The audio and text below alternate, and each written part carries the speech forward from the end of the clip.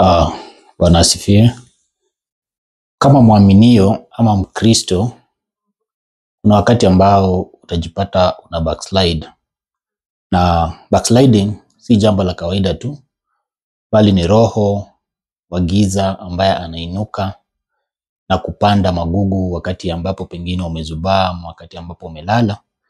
Ataingia na kupanda magugu na kidogo kidogo utajipata umeanza kubackslide. Backsliding inapata kila mtu.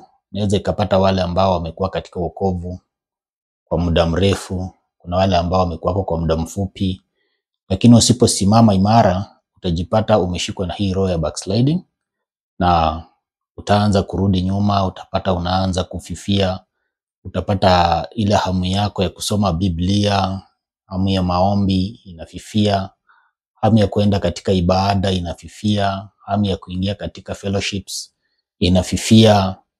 Unakuwa ni mtu ambaye hauogopi dhambi tena. Hata zile vitu ambavyo unajua ni dhambi unazifanya tu kwa sababu sasa hauzioni zikiwa dhambi tena. Unakuja unapata kwamba unaanza hata kuhofia kwenda kanisani ama unatafuta excuses. Kama siku za leo utapata kuna watu mara mingi wanapenda kutumia jina busy. Unajiweka busy actually ile siku ambayo ni ya Sabato ama ile siku ambayo unafaa kuingia kanisani. Unapata kwamba uko busy, uko na shughuli mingi ambazo unataka kuzifanya ambazo haukuzifanya kuanzia hizo siku zingine 6. Unataka kuifanya hii siku moja ambayo unastahili kwenda kuabudu.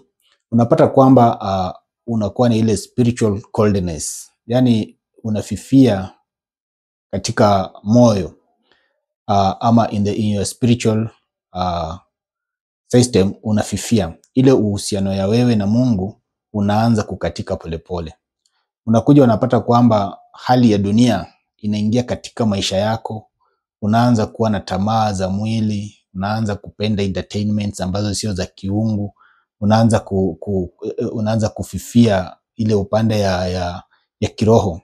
Actually badala ya kugrow unaanza kufifia, unarudi chini na baadaye unapoa kabisa. Unakuja unapata kiburi kinakupanda. Unajiona sasa wewe ndio mwenye nguvu, hauoni haja tena ya kumtegemea Mungu.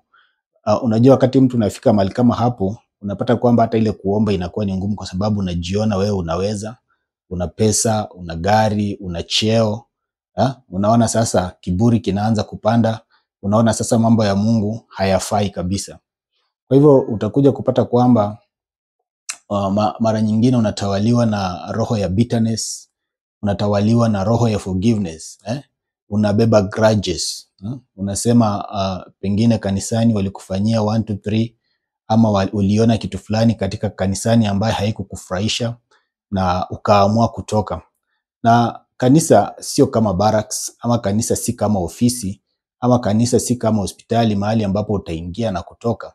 Kanisa ni sehemu ambayo unafaa kujijenga, ni mahali ambapo mnastahili kukaa pamoja kama mandugu na madada na mnasaidiana pia katika maombi. Kwa hivyo wakati unaona ukitaka kujua kwamba una backslide, utaona signs kama hizi ambazo unapoteza desire ya Mungu ndani yako. Ile time ya kuomba inafifia, yani hauna hiyo time kabisa. Kuomba ni ile kuomba tu maybe ya kulazimisha, ama wasazili utakumbuka kuomba ndio utakumbuka, kwa sababu hauna ile uhusiano na Mungu. Unakuja unapata kwamba dhambi unazifanya. Actually unajua hii ni dhambi, lakini unaifanya bila hofu. Kwa sababu unajua sasa umejiwachilia, umetoka katika Ukristo ama kukaa katika ile hali ya utakatifu ambao unapaswa ukae kama muaminia, na umeanza kufuata njia za kidunia. Una neglect fellowship. Wakati unaanza ku neglect fellowship, una avoid kukaa na watu ambao ni wameokoka, una avoid kanisa. Hata inafika wakati mwingine unahama yale maeneo ambao umeishi na wale watu ambao wanakujua. Inabidi utafute sehemu ama marafiki ambao watachochea ile dhambi yako. Na kama vile unavyojua vizuri, wakati ambapo shetani anakushika, shetani akiingia katika maisha yako, anakuingiza katika vitu ambavyo vitakuangamiza baadaye. Kwa sababu tunajua ukisoma John chapter 10 verse 10, maandiko inasema shetani anakuja kwa sababu kazi 3 tu. Yeye anakuja kuvunja, kuua na kuharibu.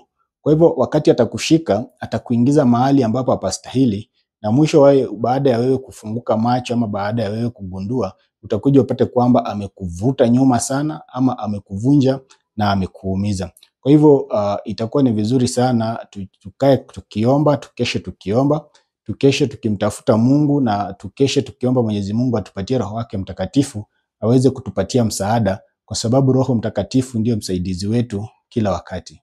Praise the name of the living God. Hallelujah.